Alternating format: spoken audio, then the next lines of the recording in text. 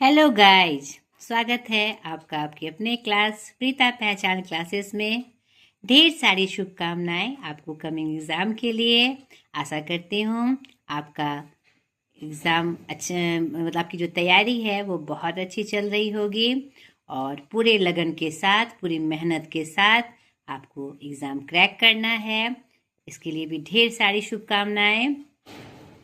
चलिए स्टार्ट करते हैं आज का क्लास। आज की इस क्लास में मैं लेकर आई हूँ UGC net JRF paper 1 general paper unit 6, जो कि है हमारा लॉजिकल रीजनिंग, युक्ति संगत तर्क। आज डे 1 में हम देखेंगे इसका फुल सिलेबस। वीडियो स्टार्ट करने से पहले मैं आपको एक बहुत बड़ी जानकारी और बहुत ही एक अच्छी जानकारी मैं आपसे शेयर कर रही हूँ। ये जो 4 यूनिट है यानी 5, 6, 7, 8, 5 आपका मैथमेटिकल रीजनिंग, दूसरा 6 लॉजिकल रीजनिंग, 7वां आपका जो डीआई है डाटा इंटरप्रिटेशन, और 8वां आपका आईसीटी।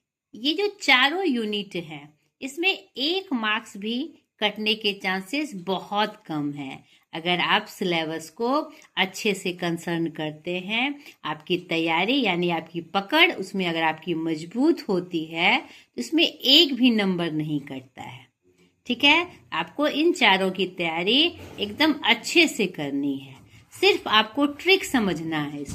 इसमें कुछ भी रटने की या बहुत सारी कुछ बातें जानने की आवश्यकता नहीं है। अगर आप ट्रिक समझ जाते हैं तो ये आपका चारों यूनिट यानी कि आपका ये जो 40 नंबर का ये यूनिट है, यानी कि 20 क्वेश्चन की जो यूनिट है 5 5 5 5 करके, जिसके लिए 2 नंबर होते हैं, आपको पता है। यानी 40 नंबर आपका कोई नहीं काट सकता। इसीलिए इन चारों यूनिट को आप अच्छे से देखिए। वैसे तो आपको 10 यूनिट अच्छे से देखना है। लास्ट टाइम में अगर कोई यूनिट आपका कंप्लीट नहीं हो पाता है तो आप उसे पूरी तरह से छोड़ दें। और जहाँ तक कि आपकी तैयारी होती है, ये सजेशन स्पेशली मैं दे रही हूँ, इसमें आपको घबराना नहीं है। अगर आपका कोई यूनिट छूट रहा है, आप अगर अंडर प्रेशर हो जाते हैं कि ये तो मैंने किया ही नहीं, इसमें पता नहीं क्या हो जाएगा, अब तो मेरा नहीं होगा, आदि आदि, अगर ऐसे प्रश्न आपको परेशान कर रहे हैं तो मैं आपको विश्वास दिलाती हूँ कि जहाँ तक कि आपकी तैयारी हुई है, कम से कम अगर 8 यूनिट तक की भी आपकी तैयारी हो गई है तो आप मजबूती से उस 8 यूनिट को एकदम अच्छे से आपको एग्ज़ाम कंडक्ट करना है। 2 यूनिट में आप अनुमान से भी करते हैं तो आपका एग्ज़ाम अच्छा जाएगा और यूजीसी नेट आप क्लियर कर पाएंगे। ठीक है, तो ज़्यादा घबराने की आवश्यकता नहीं है। अगर समय कम है, किसी कारणवश अगर कोई यूनिट आप टच नहीं कर पाए हैं, कोशिश करिएगा नॉर्मली उसे टच करने की। अगर 6, 7, 8 तक भी अगर आपका कंप्लीट हो गया है तो फिर आपको घबराने की आवश्यकता नहीं है। लेकिन हाँ, कंप्लीट तैयारी, यहाँ पर ये नहीं कि ऊपर ऊपर की तैयारी, कंप्लीट तैयारी, चाहे आपको कितनी भी मेहनत करनी पड़े। और मैंने जो स्ट्रेटेजी बताई है आपको याद तैयारी करने की, उसको आप जरूर फॉलो करिएगा। मेरा स्टार्टिंग का वीडियो देख लीजिएगा, उस अनुसार आपको तैयारी करनी है। पीवाई क्वेश्चन, एमसीक्यू क्वेश्चन, हर यूनिट का, हर पार्ट का, हर टॉपिक का, जैसे डे 1, डे 2, डे 3 का मैं पढ़ाते आई हूँ आपको, उसका एमसीक्यू क्वेश्चन आपको अलग अलग देखना है और मॉक टेस्ट लेकर देखना है कि आपको उसकी पकड़ कहाँ तक हो पाए। क्योंकि अब जो आपका समय बचा है वह स्पेशली आप 2 घंटे इसमें आपको समय देना है अलग से। अब आपको आपकी तैयारी मजबूत रखनी है।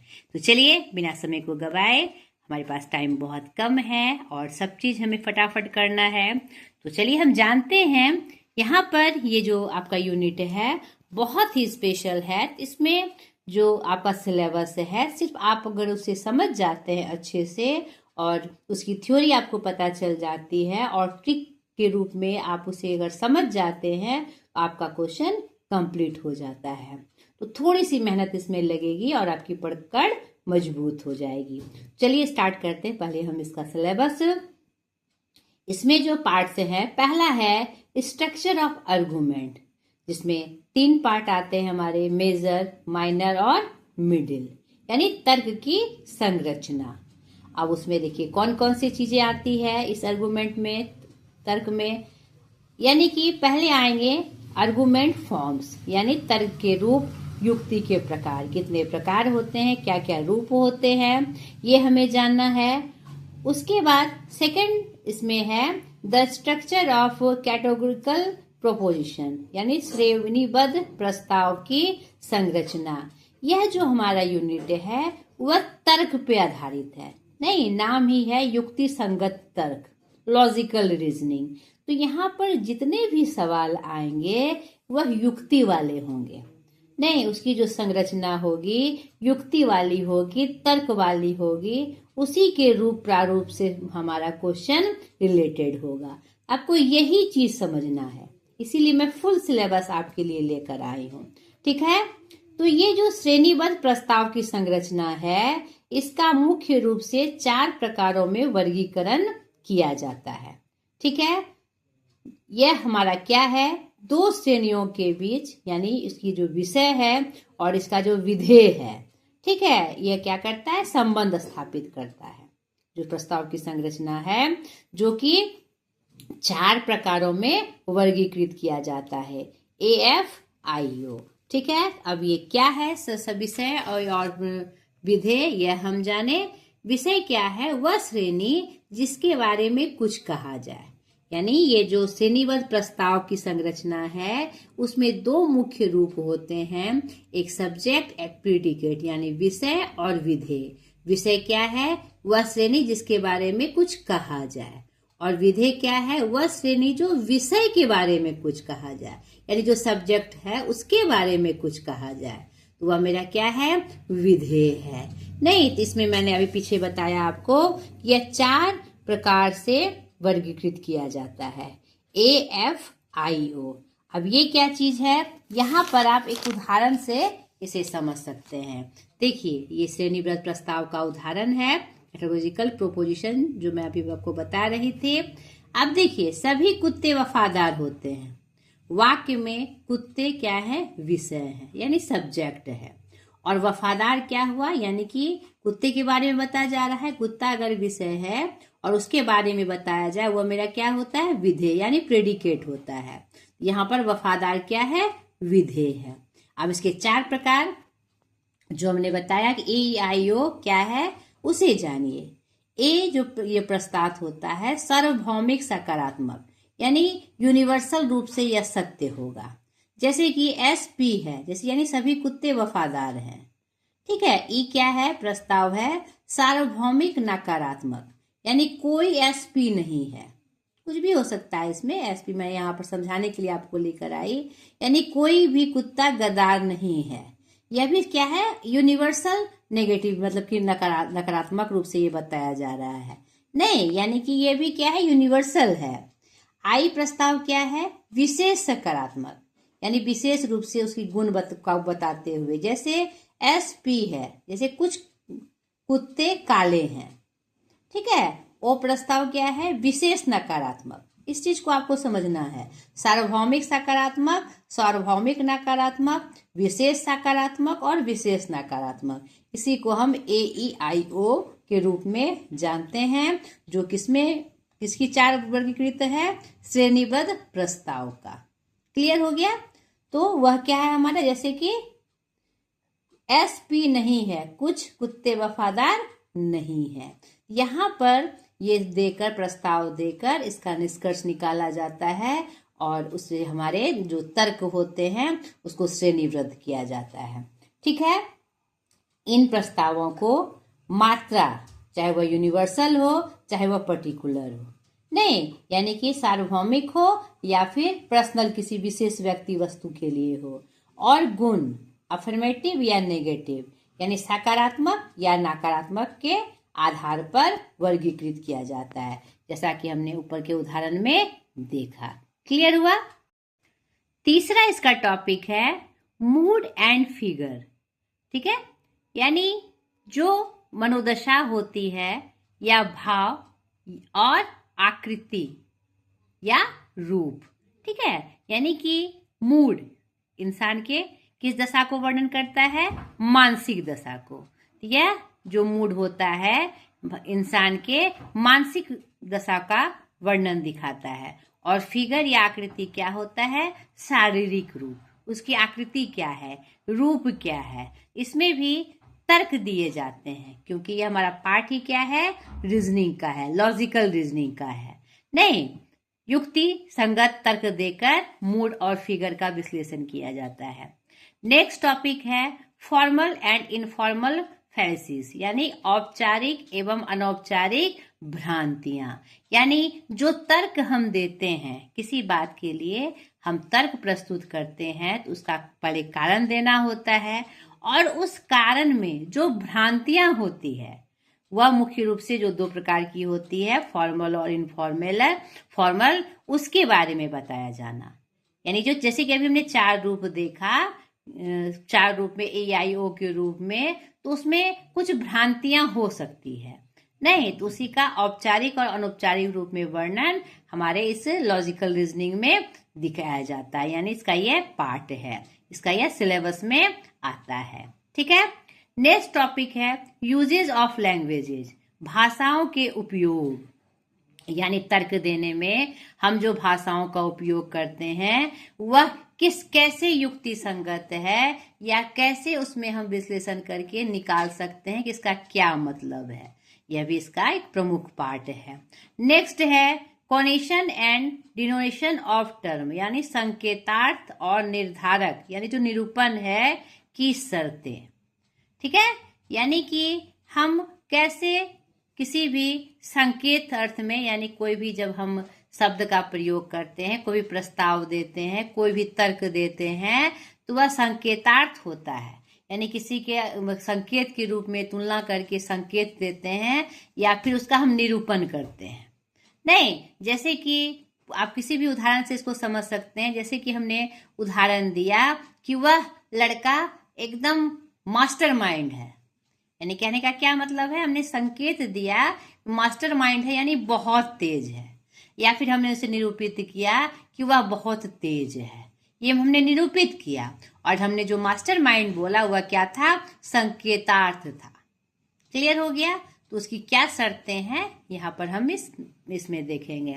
नेक्स्ट है क्लासिकल स्क्वायर ऑफ ओपोजिशन, विरोध का शास्त्रीय वर्ग। इसमें हम क्या करते हैं, यह दिखाते हैं कि जो तर्क हमने दिया उसका जो विरोध होता है उसका क्लासिफाइड हम कैसे करते हैं, किस किस रूप में उसका विरोध होता है।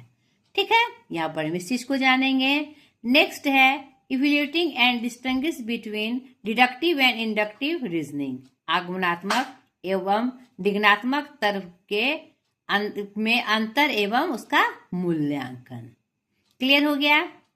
नेक्स्ट टॉपिक है एनालॉजी, यानी उपमा। उपमा के बहुत सारे प्रारूप होते हैं अपने तर्कशास्त्र में। ये जो लॉजिकल रीजनिंग है उसमें उपमा का विशेष महत्व है, उसे भी हम देखेंगे इसके सिलेबस में। नेक्स्ट इसका टॉपिक जो महत्वपूर्ण टॉपिक है सिलोगिज्म, जिसको हिंदी में न्याय वाक्य कहते हैं। न्याय वाक्य क्या है? यह एक प्रकार का तर्क है जिसमें 2 कथनों के आधार पर तीसरे कथन का कंक्लूजन निकाला जाता है।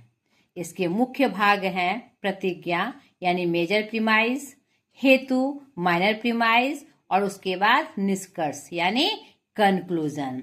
इसे भी हम एक उदाहरण से समझ सकते हैं। यहाँ देखिए, न्याय वाक्य के मुख्य भाग एवं उदाहरण, जैसे कि प्रतिज्ञा देखिए जो कि मेजर होता है, सभी मनुष्य नश्वर है। तो हमने एक हेतु बनाया, सुकरात भी एक मनुष्य है। निष्कर्ष हमने क्या निकाला इसके आधार पर, इस प्रतिज्ञा और हेतु के आधार पर, इसलिए सुकरात भी क्या है? नश्वर है। ठीक है, ये मेरा क्या है? सिलोगिज्म है, न्याय वाक्य है। दूसरा उदाहरण देखिए, सभी बिल्लियां पालतू है, और हमने हेतु क्या दिया उसके अर्थ पर, यह एक बिल्ली है। तो उसके आधार पर हमने प्रतिज्ञा और हेतु को मिलाकर हमने क्या निष्कर्ष निकाला, इसलिए यह एक पालतू है। क्लियर हो गया? न्याय वाक्य का उपयोग करके हम किसी भी विषय पर तर्कपूर्ण ढंग से निष्कर्ष निकाल सकते हैं। इसलिए इस यूनिट का यह भी एक इम्पॉर्टेंट पार्ट है, ये बहुत आवश्यक है इसे समझना। नेक्स्ट टॉपिक है वेन डायग्राम, नहीं वेन आरेख। इसमें क्या जानते हैं हम? Simple and multiple uses for establishing the validity of argument, यानी तर्कों की वैधता स्थापित करने के लिए सरल और बहुविधि उपयोग। क्लियर हो गया? यानी कि जो तर्क हम दे रहे हैं उसकी क्या वैधता है, उस वैधता को हम कैसे साबित करेंगे, कैसे बताएंगे कि हाँ यह वैध है, नहीं वैलिड है, कैसे क्लियर करेंगे? तो इसके लिए दो रूप का प्रयोग होता है, एक सरल उपयोग और एक बहुविध उपयोग। तो सरल उपयोग और बहुविध उपयोग में हम कौन सा टर्म यूज करते हैं वह देख लीजिए। सरल उपयोग में हम एकल प्रमाण, यानी कि एकदम सीधे सीधे ये बात सरल रूप में हम जानते हैं। जैसे कोई बात है, जैसे कि यह सेब है, यह अमरूद है, नहीं तो यहाँ पर हमें दिख रहा है, उसको देखकर हम समझ सकते हैं कि यह सेब है कि अमरूद है। यह क्या हुआ? एकल प्रमाण हुआ। सामान्य ज्ञान, जैसे कि सूर्य पूरब में उगता है, नहीं पश्चिम में डूबता है, ठीक है, यानी जैसे कि पेड़ हरे भरे होते हैं, यह हमारा क्या है? सामान्य ज्ञान है, जनरल नॉलेज है, इसके बारे में हम ये चीज जानते हैं, तो इसके आधार पर हम तर्क निकाल सकते हैं।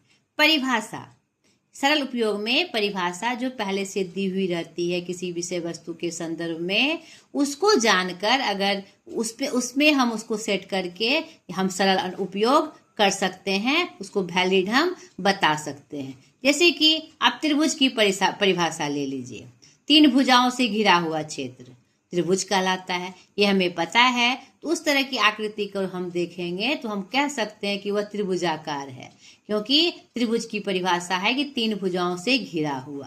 क्लियर हो गया? तो परिभाषा के आधार पर ये सरल उपयोग का प्रयोग करके हम तर्क को वैलिड बता सकते हैं।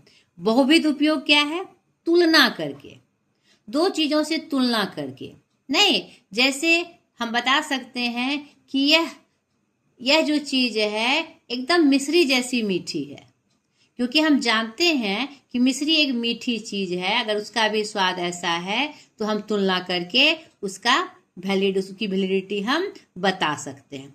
विश्लेषण, कोई भी चीज का विश्लेषण हम करके उसका हम अनुमान क्या कहते हैं, उसको वैलिड या इनवैलिड बता सकते हैं। यानी जैसे भी कोई चीज है, कोई परिभाषा दी हुई है या उसका एकदम फिक्स कोई बात हम जानते हैं, जैसे कि हम कह सकते हैं कि हाँ